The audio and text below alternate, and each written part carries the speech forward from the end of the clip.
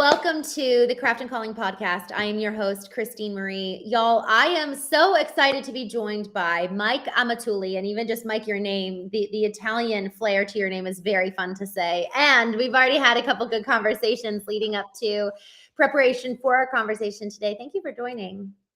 Yeah, of course. Thanks for having me. Yeah, Mike, we met a couple weeks ago. It was actually just before you went abroad with your new wifey on your honeymoon.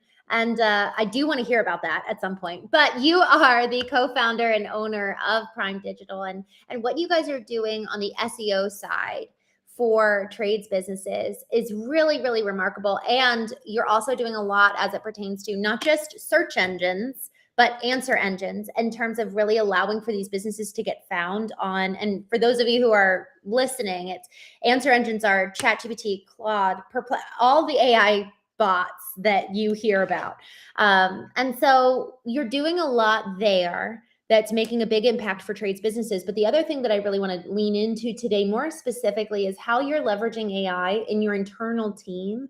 And the story you mentioned, even just what you did last week, was like, okay, we need to talk about this. Because for a lot of companies, it's, okay, I know I need to bring AI in. What do I even do? How do I even start? And so I'd love for you to kind of give some context around what you had your team do last week and then what the next steps were. Yeah, of course. We're always trying to like audit and improve the business. I'm always trying to avoid getting like into the weeds and working alongside the team. I should really be like working on the business. So how I do that is by like constantly auditing it, seeing what the team's doing. We're constantly, our SEO process is like ever evolving. We're always kind of riding the wave with Google, how their algorithm's changing, where we're seeing impacts and rankings. So we have to constantly update, how we fulfill for clients and what tactics are working and stuff like that. So really what we were trying to do is just look at, all right, what is everybody doing?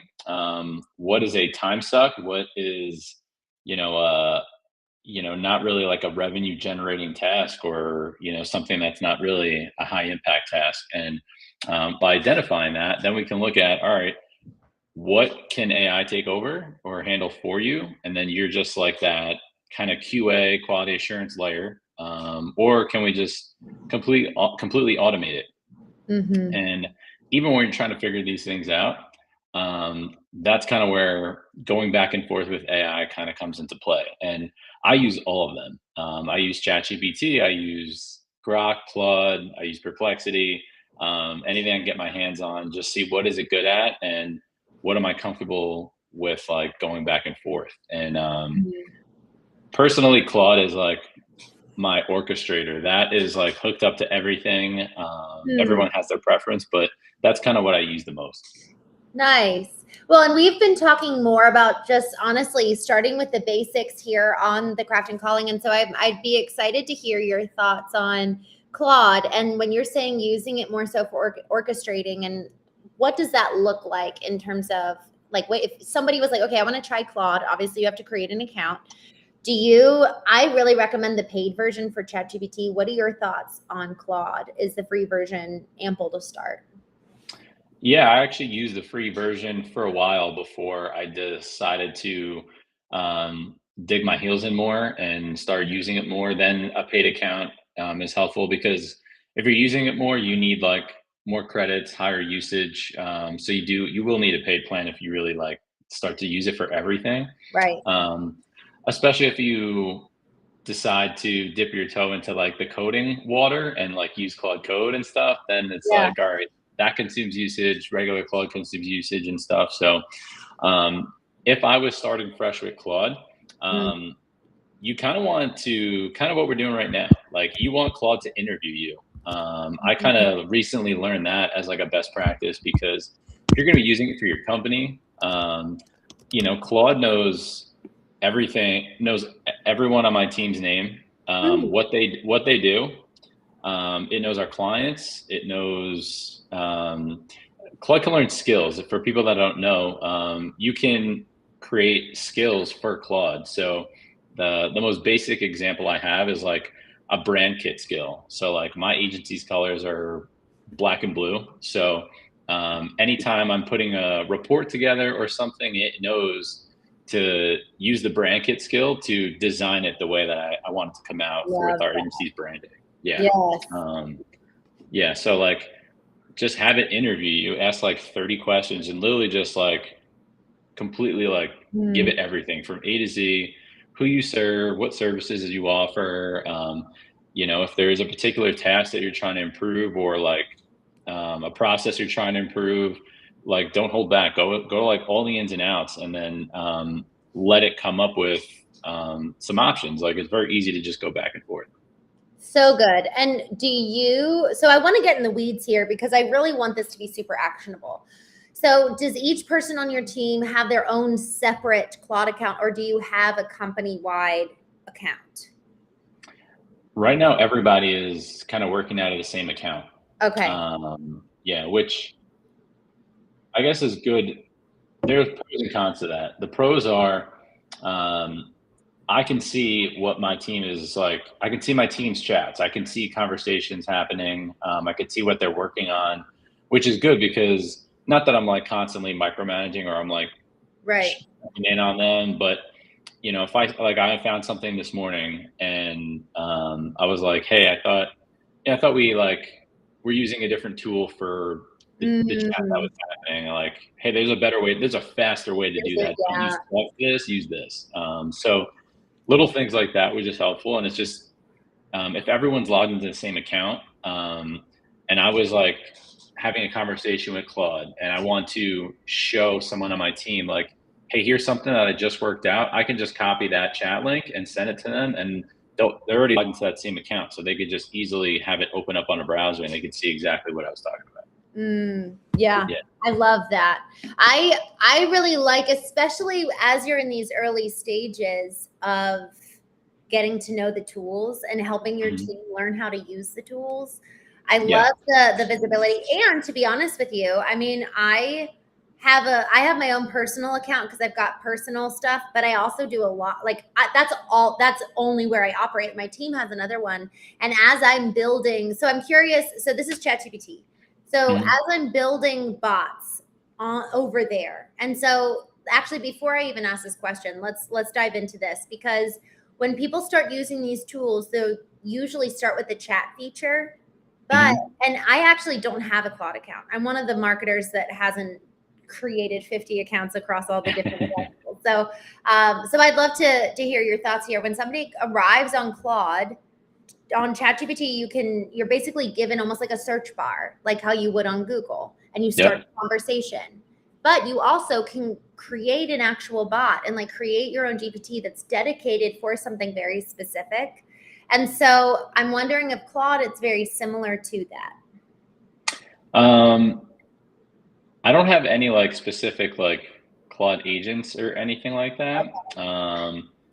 But like a Claude skill is somewhat similar in the way that you have a custom GPT. So Mm, like I'm trying to think of an example here. So like if I want to build out a voice AI agent that is going to handle phone calls and inbound calls and outbound calls, right? I could on ChatGPT, you could build a custom GPT that is programmed with the SOP to build out the functionality for that specific agent or client that you're building the agent for. Um, in Claude, I have a voice AI agent skill that is programmed with that same knowledge and can interesting. is programmed to like give me the exact output I need to go and program the agent I want to build.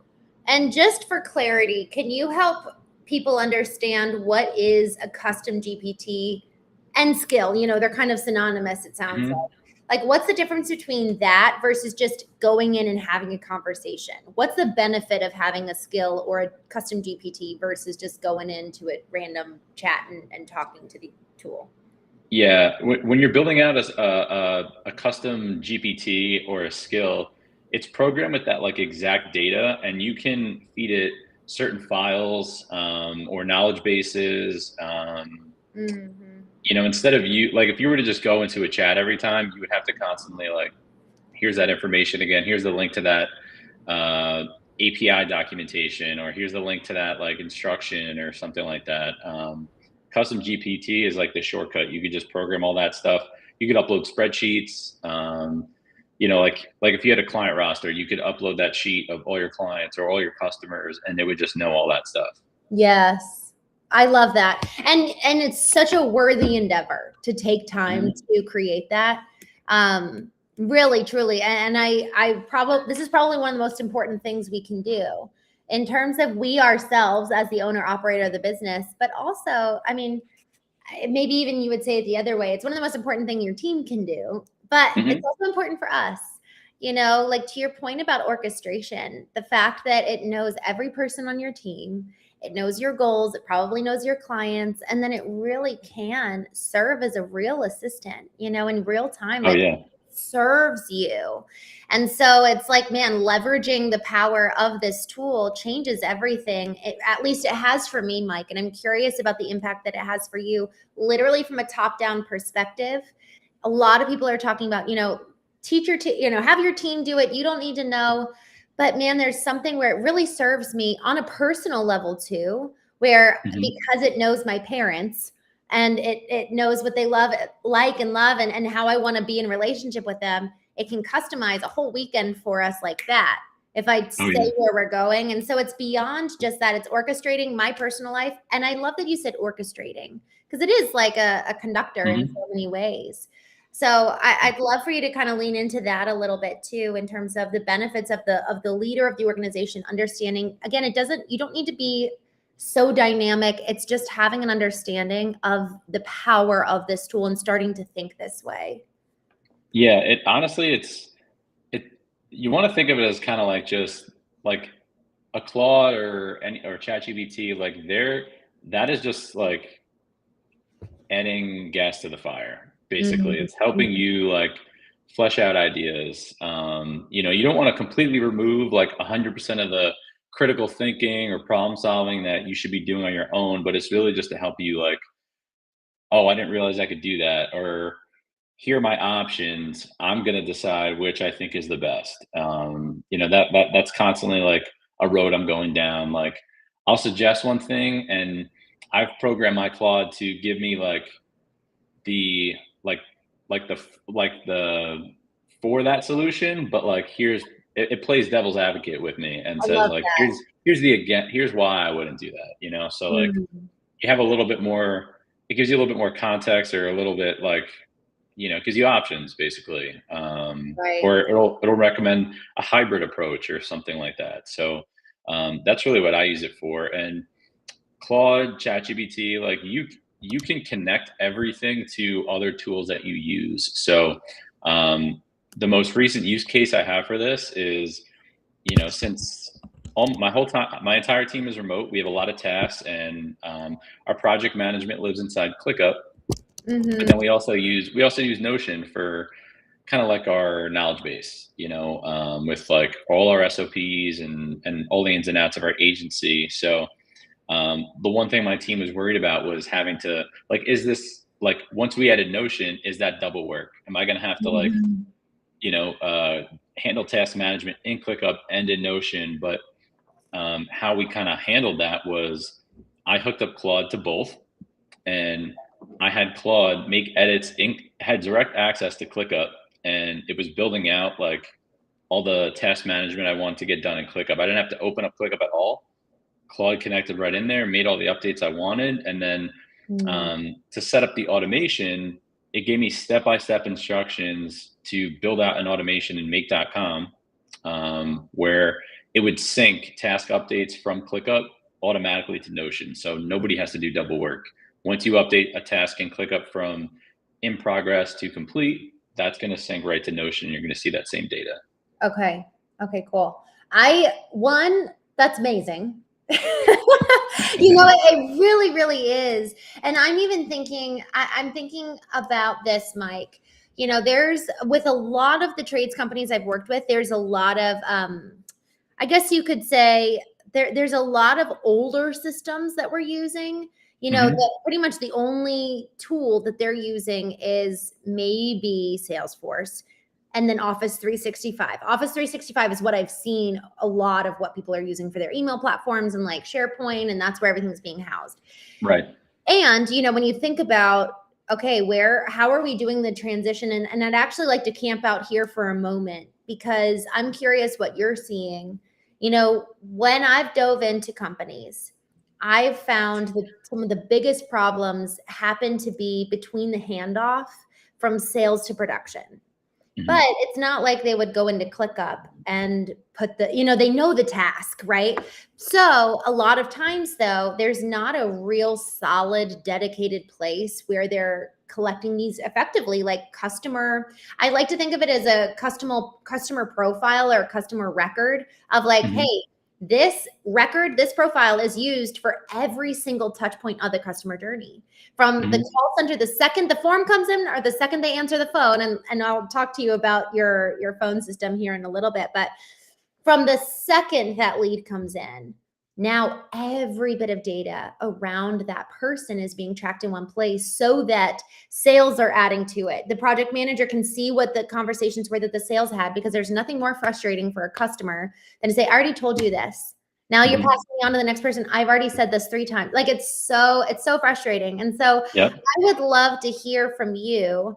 You know, a lot of times that's been kind of the missing piece of the puzzle as I'm looking at the full customer journey. I like to think of it as, you know, the lead comes in, it's like water in a bucket, and there's 5 buckets a lot of times for home service businesses. The first bucket is the lead comes in, it's the call center or the form, or somehow they're engaging with that lead. The second bucket is sales. They're going to the appointment. They're actually reviewing the job, looking at everything. And then this bucket can be interchangeable depending on the business, but then it's quotes and actually building up you got to do some semblance of design sometimes. So you're kind of doing the proposal side, quote, you land at the sale.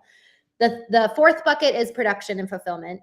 The fifth bucket is, okay, how do we turn that customer into a referral? How do we ensure we get that review? How do we make them really love us? Maybe even sign up for the maintenance program so that they're ongoing in terms of revenue, but also in terms of us being able to serve them, and then thus them being able to tell people about us. So when I'm talking about this system in place, the communication that's being done throughout the life cycle, it's like how much water is spilling with each turn of the bucket, you know, how much is falling out, how much water are we losing? So I'd love to hear your thoughts in that regard in terms of like, where could tools like ClickUp be used for the back office or even, you know, for the life cycle of the customer? Because maybe you've got the customer record in, you know, I know some people use CoCentral, other people use other CRMs, but how can people keep track of those kind of menial tasks that just need to get done?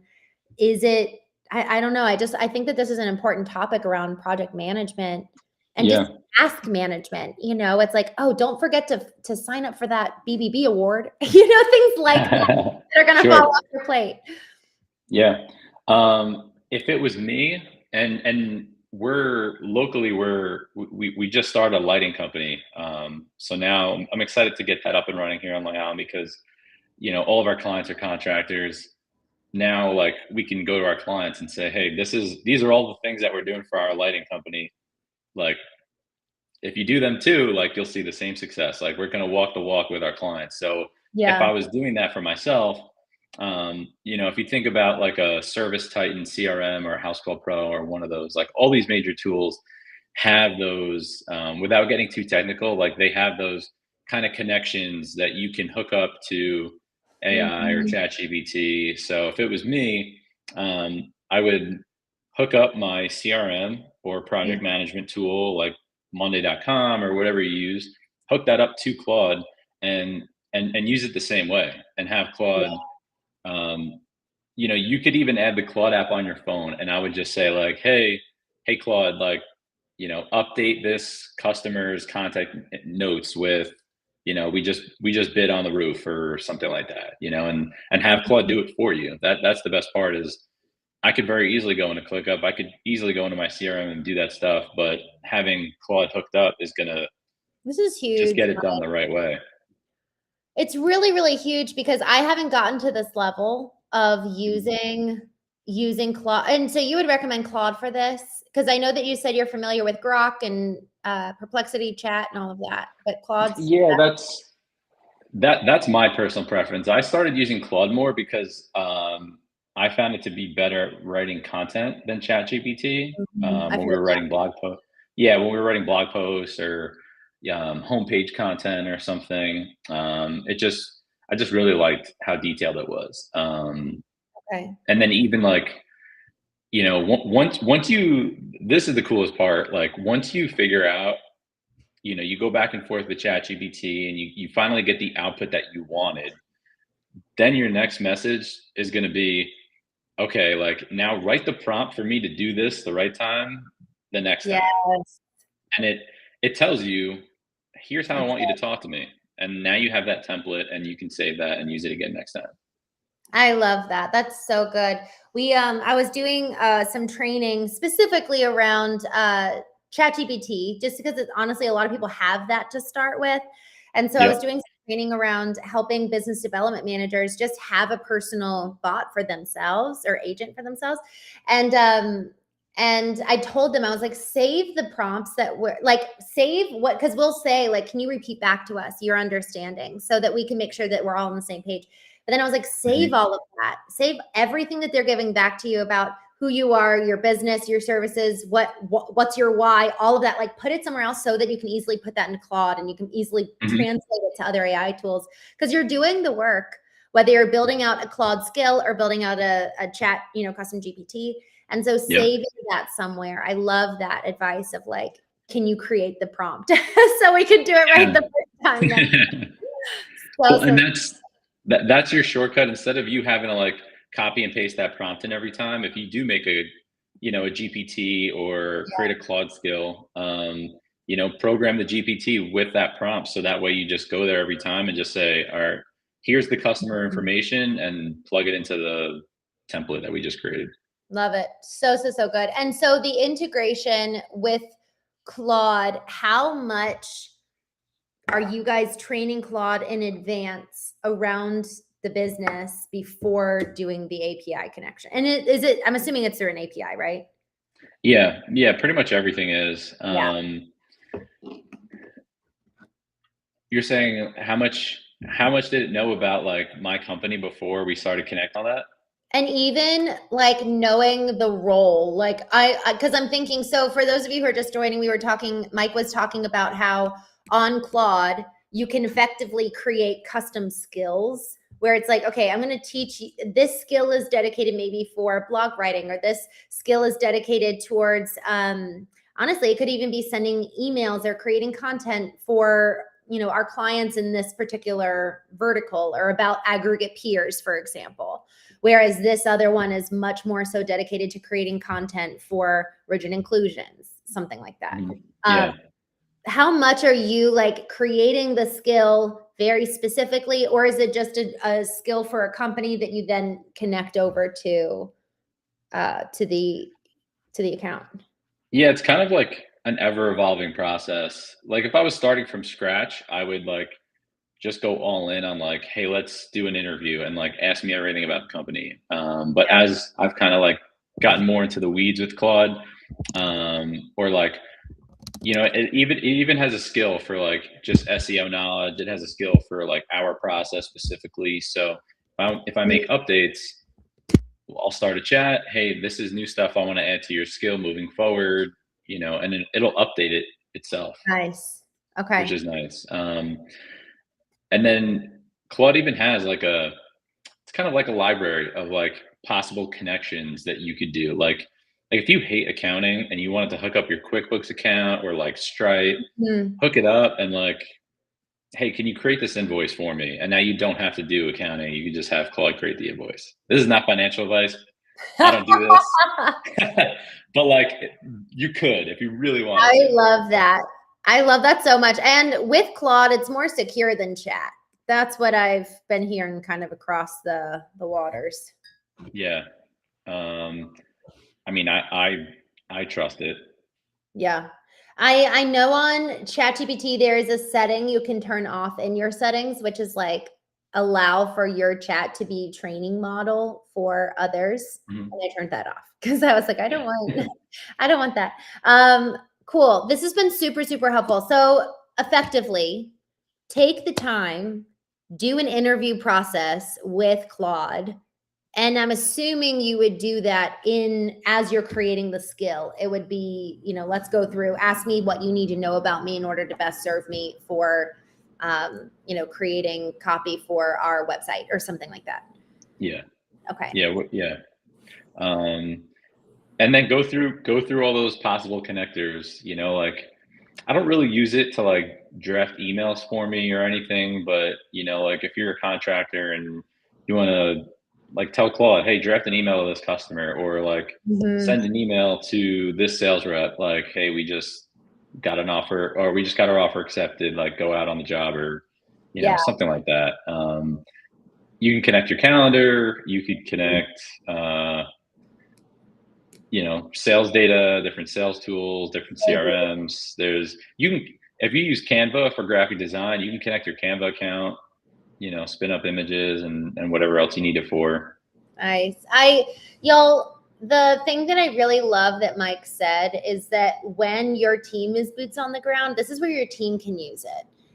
Really that microphone saying, hey, update the record to update, Susan King, that she actually ended up, we came for plumbing in the basement, but she actually ended up needing plumbing upstairs. There's a leak up there. Contact whoever, whatever the task is. You can update the record and then also include the action. But it's going to do it for you rather than you having to sit down, find the app, pull it up, and put it all in manually. Yeah. I really, really love that. And then I'm assuming it gets a little bit more complicated if you want to have it actually complete. Like, for example, if we wanted it to reach out to Joey because Joey is going to be the one to invoice Susan King for this second plumbing job, it wouldn't actually do the communication, would it? Unless, like, I guess you can set up the workflows in there that would allow for it to happen. Yeah, you could. Yeah, I mean, there's different messaging app like connections you could set up. Like we use Slack internally, so I Mhm. could connect Slack, and then have Claude send a message to a specific channel or a specific Yeah. person. So there's that way to use it. There's other ones too. And I would say a shortcut too for going back and forth is using images. So like I screenshot stuff just to save time. Like instead of me trying to explain it, Yeah. I'll I'll take a picture of my screen and be like, this is what I'm seeing. And it reads images. So I'll be like, oh, you need to change this setting, or like, Mhm. swap out this link for this link. It'll tell you like flat out, depending on what you're Yeah. doing. So I use that a lot. And then it's not like a must, but like I just started using this tool, Whisperflow, Mm. and it's just like a dictation tool. So like I turn that on, and then I just hold my function key down, and if I know I'm gonna like go off and it's too much to type, I'll just start talking. And Whisperflow, like, it cleans up what you're saying. So like if I'm listing things out, you'll see the bullet points in the Nice. message. It'll take out all the uhs and ums and all that, and it just makes a nice message back. And is that Whisperflow, is that in lieu of Claude, or is that integrated with Claude so that when you talk to Claude, Whisperflow is already on the back end doing the Yeah, cleanup? Whisperflow is just like a dictation app on my Okay. computer. So any it could be a Word document, it could be a text message, it could be a Claude chat, anywhere like you have that like that Mm-hmm. line just kind of like ready to type. You Yeah. just hold your button down and just let it, just let it go. Nice. So it would be an extension, right? Like it would actually be an extension on, like, if I'm doing a Word document, Whisperflow would be an extension that's already in there, kind of like Grammarly. I don't know if you've used that, but I really love Grammarly. It's an extension Yeah. in my Word doc, and it automatically provides the recommended edits. Does it do that with Whisperflow, or do I need to go to the Whisperflow app? Application. I have it. Yeah, I have the desktop app. So like I have a MacBook, and then like at the bottom where I have like Chrome and Slack and all that, Whisperflow is right there, and you open it up and you'll see it. Okay, cool. Yeah, works the same way. Nice. Well, that's super. I thank you so much for just the very, very practical application that you're talking about, Mike. I mean, it's so important. And it's so helpful, like I said earlier, for people who are just looking at this thing and like, I don't even know where to start. I love the interview approach. You know, what do you need to know about me to be able to be effective in helping me? Like, that's just a really, really good line to start. And then it will say, okay, well, what's your name? And then you can just go ahead and have conversations. I would love to hear specifically how your team is using AI to answer phones. To answer phones, yeah. So we like to set up voice agents because those can operate 24/7. Yeah. And yeah, we can have them. An agent can handle multiple calls simultaneously, and our agents are directly integrated with like our different marketing softwares and stuff and our CRM. So um, when we talk about like one of the most impactful like immediate use cases for a voice agent or AI and automations for any business is really like speed to lead, like we talked about. So I have one set up where as soon as like a lead comes in from a Facebook ad, they get a call from the voice agent, basically talking to them. Hey, saw you just filled out your information. Like, when can we schedule an appointment? If that doesn't get answered, they'll get a text message, an email. It's not just voice. There's the other communications built in, so that way we constantly, we're automatically following up with leads, and just not missing any calls. Right. Especially in home services. There's so many emergency services that if you're not open at 10 p.m. and someone's basement is flooding, Yes, who's going to get that call? exactly. Mike, this is where I really, really find so much value in what you're doing, to exactly that point, because I know from the consumer's perspective, I will call and call and call until I talk to somebody. And I was stopped in my tracks from calling when I received an automated text message. Mhm. And I was able to schedule right then and there. And so that actually stopped my pursuit. I wasn't necessarily, by that point, I wasn't even looking for a human. I just wanted somebody to contact me. It was wild. Like, Yeah. I called 5 or 6 companies. And so at that point, the customer is frustrated because people in your industry don't have, not yours, but in general, your industry, Mhm. folks listening, automation is starting to take over. But the more we can make it personal, that's now like, man, if we do it personal right at the beginning, how Yep. much better. And so what are kind of the first steps of people being able to start implementing this with you guys? Like, what does that look like? Yeah. So essentially, honestly, it's a very similar process to like what we were just talking about, like having Claude interview you. Like, we want to know all the ins and outs. Like, what does a typical like customer phone call look like? Who's answering the phone? Um, what knowledge should the agent be trained up Right. on? Like, especially if you know m- even if you're not a service business, and you have maybe a medical practice, and you want to give driving directions over the phone, or you're an event venue and you want to like give information on parking and not like bury your actual like guest services team with these like mundane questions. Train agent on all your frequently asked questions, everybody who's on the team, what the typical process is, train it on empathy and like, just being like super short and sweet and just giving valuable information. It could really, an agent could know just as much about the company as really anybody else without giving like, you know, I Yeah. guess like actual like on the job recommendations, but enough to like, all right, it sounds like you're having this problem. I'm going to transfer the call to our project manager. He'll be able to help you out. Like knowing what the route tree looks like, who to transfer calls to. Right. There's a lot of like flexibility there. Or it could just be as simple as book calls off this online calendar, or collect their information and then just send me that in an email when a call comes in. There's a lot of Mhm. those capabilities. So good. And it just allows, again, for ideally the personal touch point, like having a question even in that form or some kind of way that they're calling or engaging with you.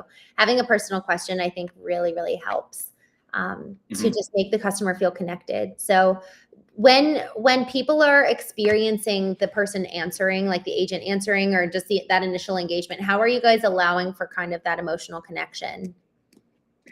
It helps that our agents, like, they don't sound robotic. It sounds like someone is actually answering the phone. Yeah. And, um, we also, like I was saying, like, short and sweet. Like, no one wants to like talk to an agent and then have all of that information just regurgitated back. It's like, So what keep you're the conversation. saying is, Yeah, exactly. Like, keep the conversation moving. Like, yeah, oh, I'm sorry to hear that. Great, let me get you set up, and yeah, then just qualify them, ask them the questions to get the information that you need, and just keep the booking process moving along. so And good.